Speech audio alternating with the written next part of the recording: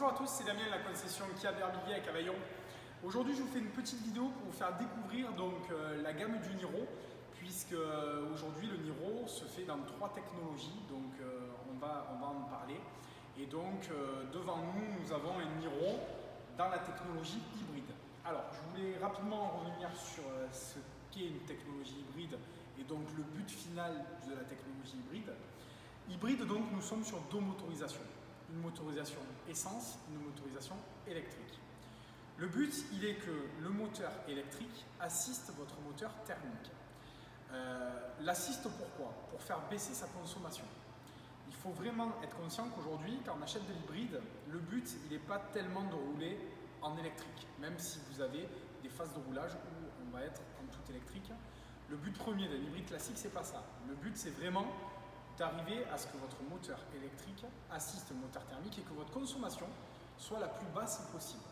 Alors comme vous le voyez sur mon affiche donc CO2, la consommation est de 3,4 litres. Donc là on est sur une consommation mixte. Alors bien sûr 3,4 litres c'est vraiment compliqué à respecter puisque comme vous le savez les essais constructeurs sont toujours faits sur des bancs avec donc les conditions idéales. Mais moi qui ai roulé avec ce véhicule, je peux vous dire d'ores et déjà que je fais en moyenne 4,5 litres à 5 litres. Voilà. Mais ce qui reste très peu pour un modèle qui est quand même un empattement de 4,35 m, puisque la longueur de ce véhicule est de 4,35 m, et on est sur les gabarits d'un crossover.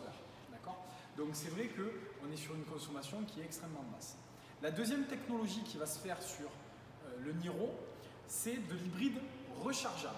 Alors là, il faut savoir que la technologie est différente dans la mesure où l'hybride rechargeable, vous pouvez brancher votre véhicule donc, sur une prise de secteur ou bien une borne de recharge électrique, et ce qui va permettre de recharger votre véhicule pour une distance de 50 km. Donc vous allez pouvoir parcourir jusqu'à 50 km en tout électrique. Une fois que le tout électrique est épuisé, vous avez possibilité, le véhicule par lui-même passera en hybridation classique. Donc c'est vrai que c'est un point fort d'avoir de l'hybride rechargeable, puisque quelqu'un, si vous êtes dans ce cas-là, c'est-à-dire que vous faites 50 km par jour, il faut savoir que tous les jours, si vous rechargez votre véhicule, vous n'utiliserez jamais votre moteur thermique. Donc vous allez avoir des consommations qui vont être finalement extrêmement basses. Et la troisième technologie qui se fait sur le véhicule est donc la technologie 100% électrique. Alors là, on passe sur un véhicule hyper technologique, puisque l'électrique, on commence à enfin avoir des véhicules qui se font tout électrique. Et on peut avoir donc un véhicule qui a jusqu'à 450 km d'autonomie en tout électrique. Ce qui est assez exceptionnel, puisqu'on est très peu de constructeurs aujourd'hui sur le marché à proposer 450 km d'autonomie sur ce véhicule. Ce qui veut dire également qu'aujourd'hui, un Niro électrique, on peut imaginer que ce soit le véhicule principal du foyer. Auparavant, quand on avait des véhicules électriques avec 200-250 km d'autonomie, on pouvait tous avoir un petit doute sur le fait d'avoir ce seul véhicule au sein du foyer. Aujourd'hui, ce n'est absolument plus un problème, puisqu'avec 450 km d'autonomie, on n'a plus de questions à se poser et donc on peut utiliser ce véhicule au quotidien et en véhicule principal. Alors, pour vous présenter rapidement le véhicule, donc, nous sommes sur un véhicule qui en termes de longueur fait 4,35 m. Nous avons donc devant nous un Niro, comme je vous l'ai dit, hybride en finition active. En sachant que le Niro hybride se fait en 4 niveaux de finition, à savoir Motion, Active, Design et la finition Premium, qui est la version la plus haut de gamme. Dès la finition active, donc c'est celle que nous avons devant nous, nous allons avoir de série pas mal d'équipements qui aujourd'hui deviennent des indispensables, comme par exemple les rétroviseurs qui se rabattent électriquement, les 4 vitres électriques. Nous avons un écran tactile avec GPS, caméra de recul, Bluetooth, régulateur limiteur de vitesse, ordinateur de bord. Donc comme vous le voyez, c'est de la boîte automatique parce qu'aujourd'hui, les modèles hybrides ne se font que via boîte automatique ou variateur selon les constructeurs. Voilà pour un petit peu vous présenter l'intérieur. Des sièges également qui vont être en semi-cuir. Voilà.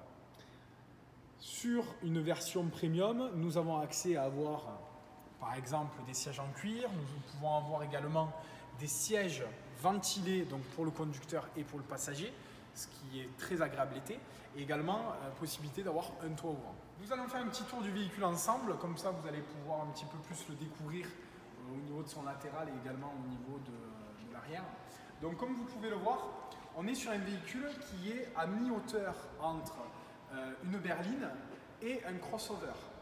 Le Kia Sportage, pour ceux d'entre vous qui le connaissent, est un véhicule qui va être plus haut.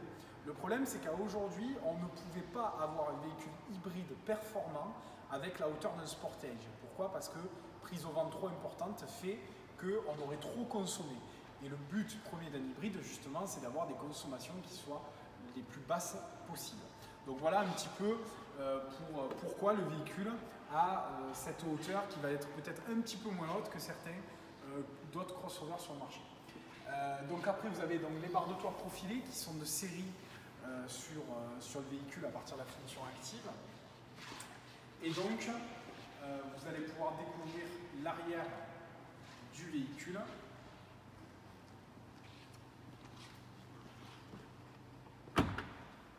Avec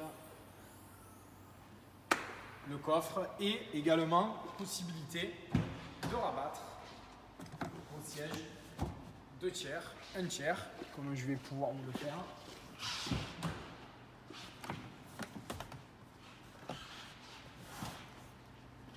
Tout en ayant un plancher qui est totalement plat une fois que vous avez rabattu vos sièges.